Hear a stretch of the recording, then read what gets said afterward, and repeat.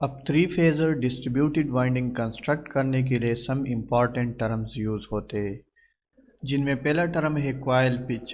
Coil का जो size होता है उसको हम कॉइल पिच कहते हैं, या कॉइल के टू साइड्स के दरमियान जो डिस्टेंस होता है उसको हम कॉइल पिच कहते हैं।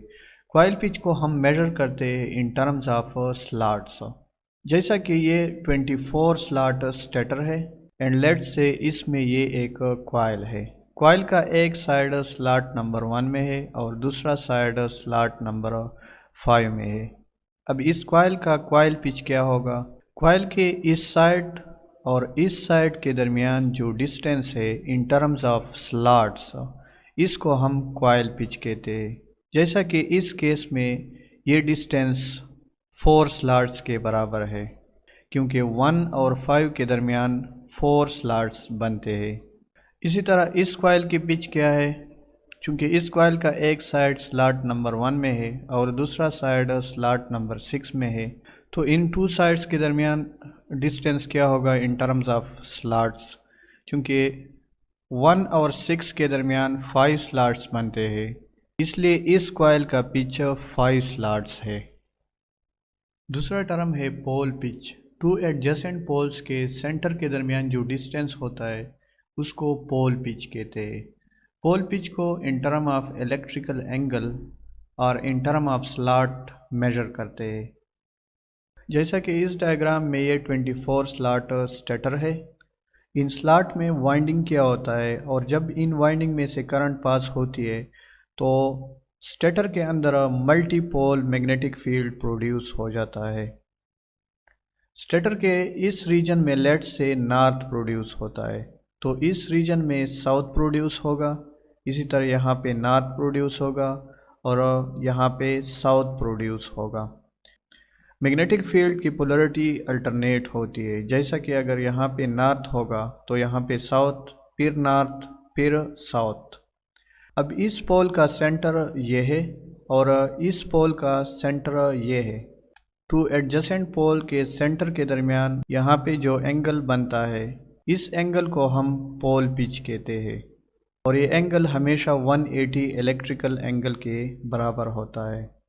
पोल पिच को इन टर्म ऑफ स्लॉट्स भी मेजर कर सकते हैं, जैसा कि इस पोल का सेंटर स्लॉट नंबर 1 पे है और इस पोल का सेंटर स्लॉट नंबर 7 पे है। 1 और 7 के दरमियान कितने स्लॉट है? चूँकि 7 - 1 = 6, इसलिए 1 और 7 के दरमियान 6 स्लॉट्स है। इसलिए in term of slots pole pitch 6 slots है। अब अगर कॉइल का पिच और पोल का पिच ये दोनों बराबर हो तो ऐसे कॉइल को हम फुल पिच कॉइल कहते हैं, और अगर कॉइल का पिच पोल पिच से कम हो तो ऐसे कॉइल को शॉर्ट पिच कॉइल कहते हैं। जैसा कि लेट से ये एक कॉइल है। इस कॉइल का एक साइड स्लॉट नंबर 1 में है और दूसरा साइड स्लॉट नंबर 7 में है, तो इस कॉइल का पिच 6 स्लॉट्स के बराबर है और पोल पिच भी 6 स्लॉट्स के बराबर है। सो कॉइल पिच और पोल पिच बराबर है, इसलिए ये कॉइल फुल पिच कॉइल है। इस केस में कॉइल का एक साइड स्लॉट नंबर 1 में है और दूसरा साइड स्लॉट नंबर 5 में है। इस कॉइल का पिच क्या है? 4 स्लॉट के बराबर है और पोल पिच 6 स्लॉट के बराबर है। चूँकि कॉइल का पिच पोल पिच से कम है, इसलिए ये कॉइल शॉर्ट पिच कॉइल है। तीसरा टर्म है slot pitch. Two adjacent slot के सेंटर के दरमियान जो डिस्टेंस बनता है उसको स्लॉट पिच कहते हैं। Let's consider these two slots. इस स्लॉट का सेंटर ये है और इस स्लॉट का सेंटर ये है।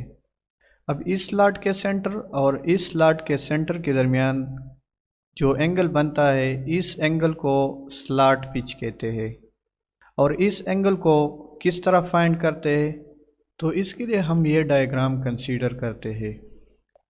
यहाँ पे हमने देखा कि pole pitch in term of electrical angle 180 degree के बराबर है और इन टर्म ऑफ स्लॉट्स ये 6 स्लॉट्स के इक्वल है। स्लॉट पिच के लिए इस एंगल को नंबर ऑफ स्लॉट्स पे डिवाइड कर दें तो इससे रिज़ल्ट आता है 30। इसलिए इस एग्जाम्पल के लिए slot pitch 30 degree electrical angle के इक्वल है।